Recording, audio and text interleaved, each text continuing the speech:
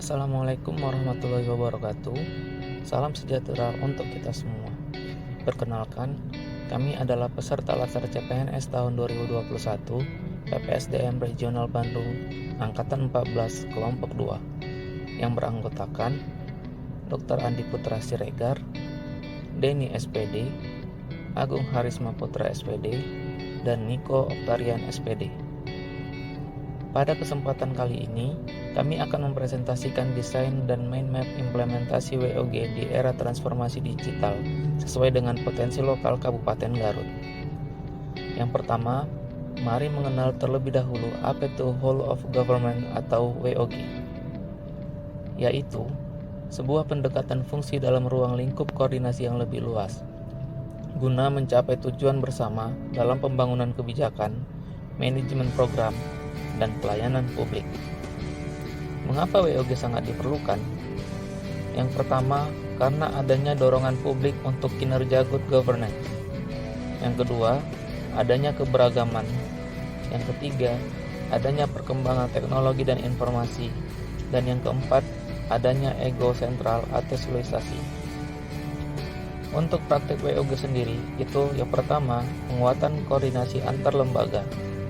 Yang kedua, membentuk lembaga koordinasi khusus. Yang ketiga, membentuk gugus tugas.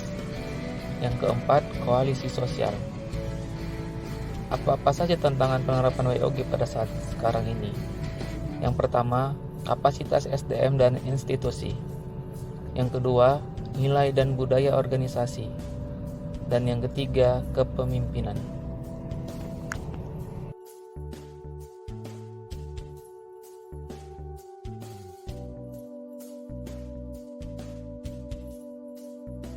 Adapun jenis pelayanan publik, 1.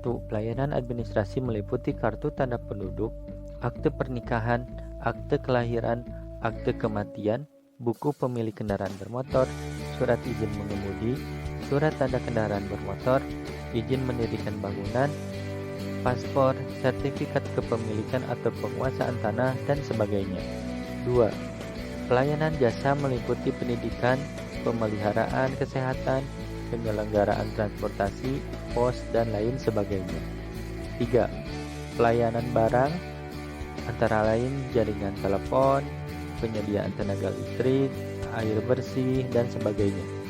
4. Pelayanan regulatif, undang-undang. Dalam pola pelayanan publik dapat dibedakan menjadi 5 pola. 1.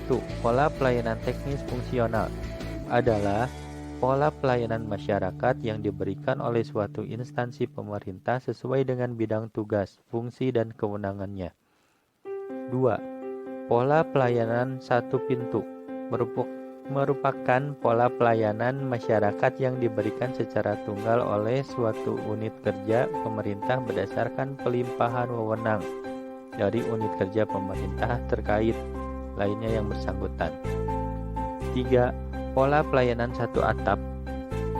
Pola pelayanan di sini dilakukan secara terpadu pada satu instansi pemerintah yang bersangkutan sesuai kewenangan masing-masing.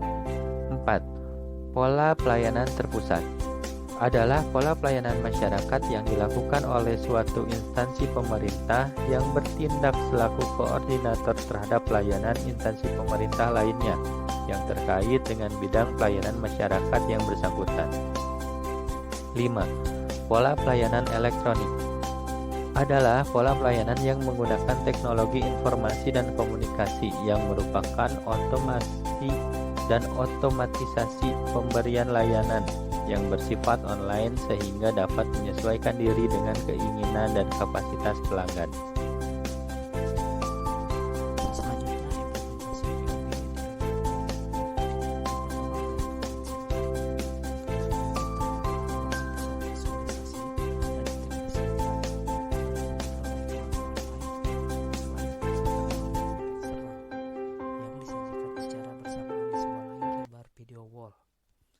Salah satu kunci Command Center yang terkenal adalah sebagai monitoring tool. Garut Command Center ini bertugas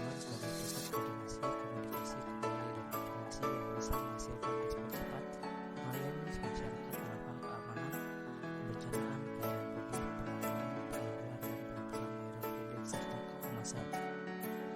Yang kedua ada program Sejempol, sistem informasi jaringan elektronik melalui perizinan online. Diperuntukkan bagi permohonan yang akan mengajukan permohonan perizinan secara online. Tujuannya adalah memudahkan masyarakat dalam hal pengajuan permohonan perizinan usahanya, agar tidak perlu datang langsung ke DPRPT, cukup melalui jaringan internet. Yang ketiga ada program Sijeruk atau Sistem Informasi Jejaring Rujukan. Sijeruk adalah program penyediaan ambulan gratis untuk melayani masyarakat yang memerlukan bantuan perawatan kegawat daruratan. Layanan ini gratis tanpa dipungut biaya, berada di bawah kendali UPT Dinas Kesehatan Kabupaten Garut. Sijeruk ini sudah dilengkapi dengan peralatan medis yang memadai. Tujuan utama dari peluncuran Sijeruk ini antara lain untuk menekan angka kematian yang diakibatkan oleh terlambatnya pertolongan, terutama menekan angka kematian ibu dan bayi. 4. Layanan pasti oke. Layanan ini disediakan bagi warga Kabupaten Garut yang akan mengurus dokumen kependudukan tanpa harus mengurus langsung ke Dispenduk Capil. Sejumlah pilihan layanan diantaranya yaitu pengurusan kartu keluarga, akta kelahiran, surat pindah, sinkronisasi data, perekaman EKTP, akta kematian, akta perkawinan, KTP, hingga KIA. 5. Lapor, layanan aspirasi dan pengaduan online rakyat. Layanan ini merupakan layanan untuk penyampaian semua aspirasi dan pengaduan rakyat seluruh Indonesia melalui beberapa kanal pengaduan. Sistem ini dibentuk dengan tujuan untuk merealisasikan kebijakan yang menjamin hak masyarakat agar pengaduan dari manapun dan jenis apapun akan disalurkan kepada penyelenggara layanan publik yang berwenang menanganinya. 6. Sikardu adalah aplikasi berbasis Android milik Dinas Pemadam Kebakaran Kabupaten Garut untuk melayani masyarakat Kabupaten Garut dalam melaporkan kejadian kebakaran, evakuasi dan kegiatan sosial atau pelayanan non-kebakaran. Aplikasi terpadu yang terintegrasi antara GPS dan GIS untuk mendapatkan data dan informasi lokasi tepat dan akurat sumber kebakaran dan permasalahan kejadian sebagai pengambil keputusan yang cepat, akurat, guna mendapatkan pertolongan. Tim Sikardu akan memverifikasi dahulu setiap laporan yang masuk melalui aplikasi dan sementara hanya tersedia di perangkat yang berbasis Android. 7.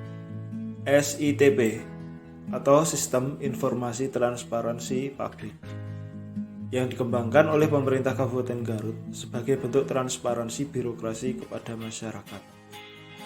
Demikian presentasi yang dapat kami sampaikan, semoga bermanfaat. Terima kasih. Wassalamualaikum warahmatullahi wabarakatuh.